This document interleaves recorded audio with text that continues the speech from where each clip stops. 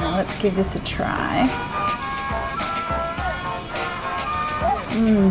This seems like the simplest stir fry, but the texture of that pork, it literally just melts in your mouth. It's like eating a piece of butter. You guys have to try this technique. Now to get that pork really uber tender, there's a couple of things we need to do. So I'm using pork fillet, and the first thing is that you often find this sort of silver, sinewy kind of stuff on your pork fillet. Now that is not ever gonna get tender. We need to get rid of that. So using a really sharp knife, and you know, with Asian cooking, I find sharp knives really, really important, because we're often doing just some of this really fine cutting work, and I've just nicked the edge of that sinew, and then I'm just running my knife along the edge there, holding the sinew, and the sharp knife blade is doing all that work for me. Just get rid of that. Keep going along, getting rid of that silvery sinew. Okay, so that's looking pretty good. Now, we want to slice across the grain. So all of these little details are what is really going to set your dish apart. So the grain is going this way. I want to slice across it. And that also is going to keep each piece of pork really tender when you go to eat it. Now you can see how beautifully thin those pieces of pork are.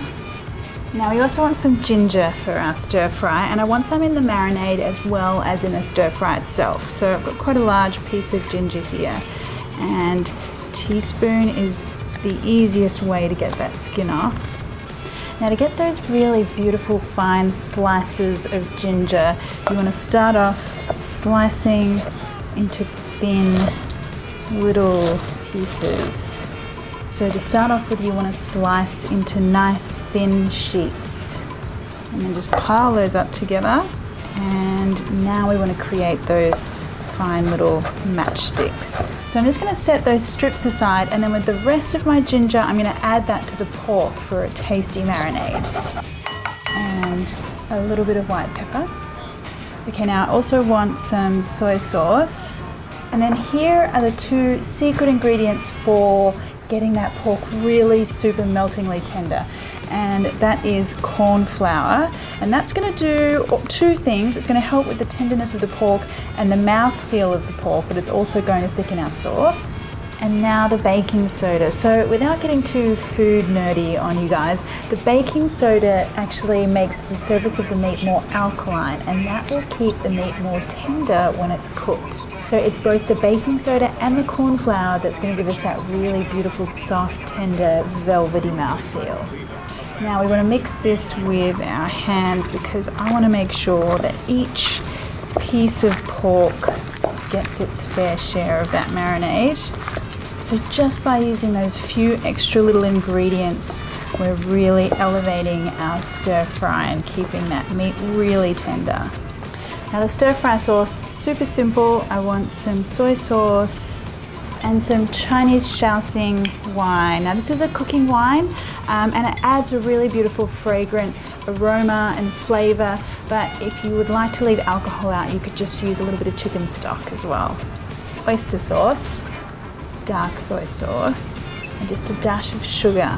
And give that a good mix. And my other little special ingredient for this one is Chinese 5-spice. Now I'm using my homemade Chinese 5-spice, and it has this beautiful, intense, pungent aroma and flavor. There's a recipe on my YouTube channel for that one. If not, you could just use store-bought.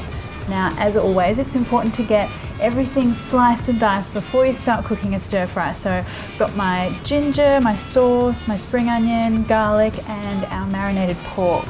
Just some oil into your wok. And I don't want to start this off too hot, because I don't want the garlic to burn. Just a nice, sensible sizzle there. Now in goes my ginger. Oh, and that smell, the ginger and the garlic, it is just my ultimate. Now I also want the spring onion, but I just want the white part in at the beginning, because that's quite firm and it needs a little bit of cooking, and I'm going to save those other pieces for a bit later. Okay, now in goes my pork. And my biggest tip for whenever you're cooking protein in a wok is just spread the protein out so you're getting as much contact with the hot surface of the wok as possible. So now my pork is cooked and I'm going to add in my sauce. And because of that corn flour in our marinade mixture, that sauce is thickening up beautifully. And now I want in my green part of the spring onion. Finally at the end, I'm just going to pour in a dash of sesame oil and then turn the heat off. And that really keeps our sesame oil beautifully fragrant.